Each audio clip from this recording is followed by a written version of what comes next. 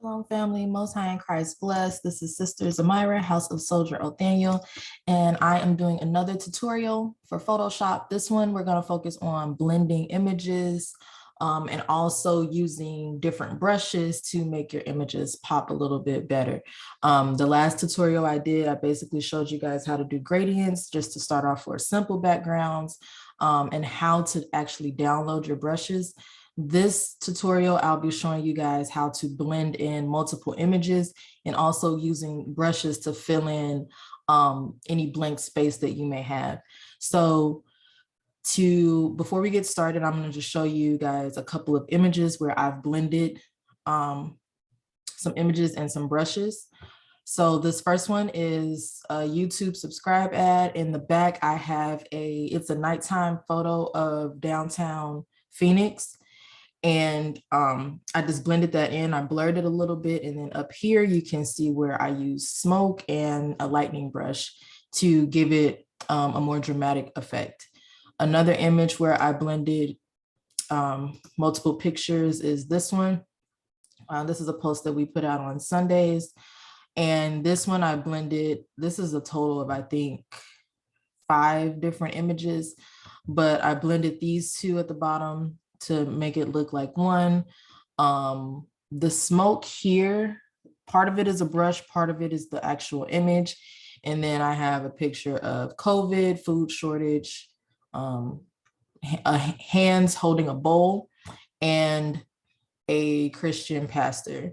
So, and all of this right here, the like fire embers, those are brushes as well.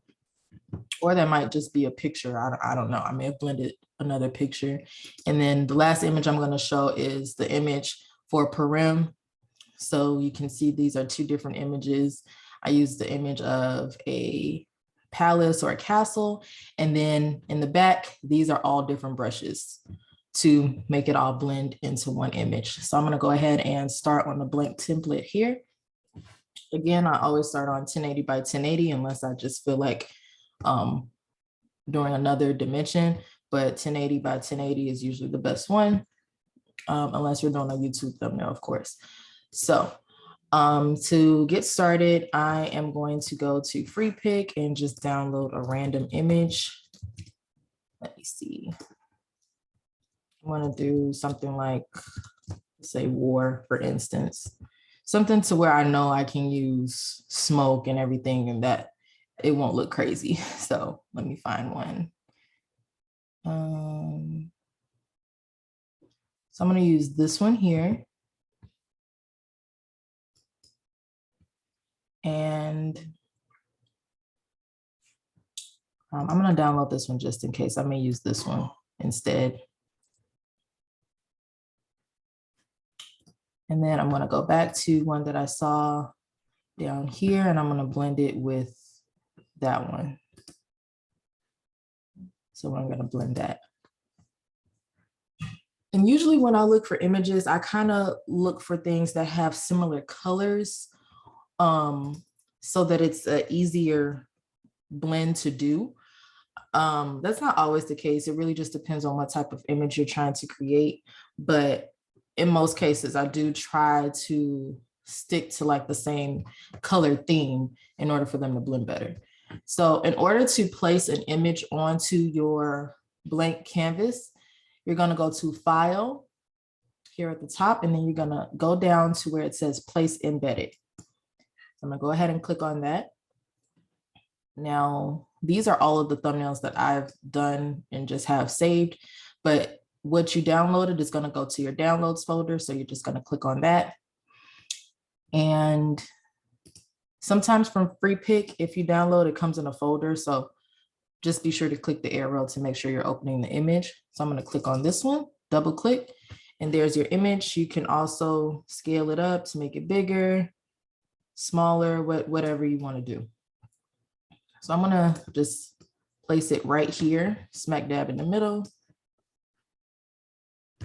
and click the check mark. There. Now the background is black already, so that the grass kind of already blends in. But if we were to do something else, maybe like put another picture right there or a font or something, we would more than likely have to erase it so you don't see a straight line there, but we'll cross that bridge if we need to. So now I'm going to add the other picture. Again, go to File, Place Embedded, and go back to Downloads, and we're going to click on this one. This was the explosion image. So I'm just going to set that right here. Wait till that goes away. And now I'm going to place it behind that one. Okay. So, and actually I'm going to scale it up to make it a little bit bigger. So if you want to resize the image, make it bigger, smaller, you just go to, you make sure you have the image selected on the layers. You're going to go to Edit at the top and then click on Free Transform. And that will allow you to scale it up, scale it down, whichever you want to do, and then just press the check mark. So now I do want this to blend in. So before I mess with the opacity, I changed the fill first. So you can see, you see more of the other picture, you see less of this one. So I'm just going to fill it to, I'm just going to leave it about 75. So I still have that shadow, but I have the other image in there as well. And now for this one, I'm going to select this. And one of the biggest things with blending my images is erasing a lot of the image to get the part that I want. So actually, I'm going to start with the pink image first. So I'm going to go over here. Mine is already on Magic Eraser tool. Yours may be on that. It may not. Here are some of the options that it could already be on, but we're going to use Eraser tool. And then I'm going to go up. So you can erase things in the shape of a brush if you wanted to. It's totally up to you. So what I mean by that, let's say if I use broken glass, for instance, and I scale this down a little bit. Now, when I click on the picture, it's going to ask you, this smart object must be rasterized, whatever. Go ahead and click OK. Otherwise, you won't be able to do it. So if I do that, and when I erase the pink, it's erasing that in the shape of that brush. So you see how that looks different. I'm going to show another example. So I have, let me see, I'm not going to use that one. Trying to get a more clear one. Okay, so for this one, I had this brush. It has like cars, rings, jewelry, all types of stuff. So I'm going to use this one to show you guys another example of what I mean. So now, if I click on this image, it erases it, but in the shape of a diamond ring. So this picture, the pink image, is actually gone, but it's gone in the shape of that ring, if that makes sense. So I'm going to undo that because that's not what I want to do at this time, but just showing you guys that you do have that option to erase it in different shapes. So I'm going to go up to the top, go to general brushes. And I always use this brush when I'm erasing things because it's a softer effect and it's not really sharp edges when I erase it because I do want it to blend in. So I'm going to change it down to about 400 something. Actually, maybe a little smaller, about 300 something. And now I'm just going to click on the image and now it's erasing. And up here, you can change the opacity and the flow of the eraser. So right now it's at 100, but if I took it down to 22, it doesn't erase as much. But we're going to leave it on 100. Just do that. And then I'm going to also go over here. If you right click, you can rasterize the layer as well. Now I'm going to erase this part. And you can drag it as well, whatever you want to do. So now I have erased that to make it look as if all of that was one image. And that's how you can blend your images.